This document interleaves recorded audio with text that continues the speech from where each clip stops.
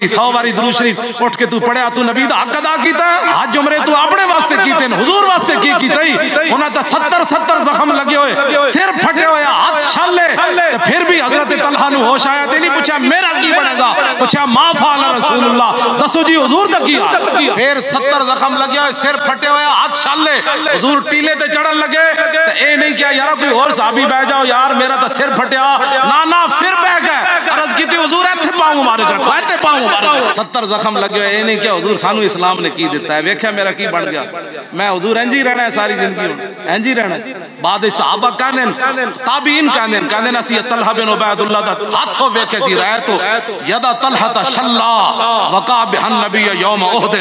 حضرت قیس فرماندے میں خود اس ہاتھ کی زیارت کی تھی, بالکل شل سی طلحہ بن عبید اللہ تعالی. فرمایا ہاتھ کیڑا سی جنہیں میدان احد وچ اپنے نبی دا دفاع کیتا. تو پھر جنت کیویں ملی؟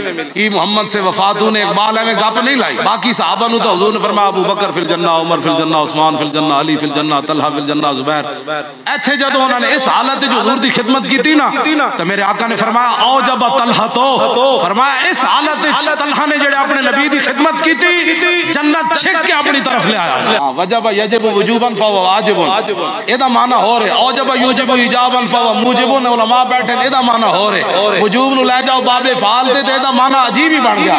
ادا فاعل طلحہ ہے, کہتے نبی کچھ نہیں دے سکتا. میں کہ 10 اوجب طلحہ تو دا معنی کر کے 10 قیامت تک.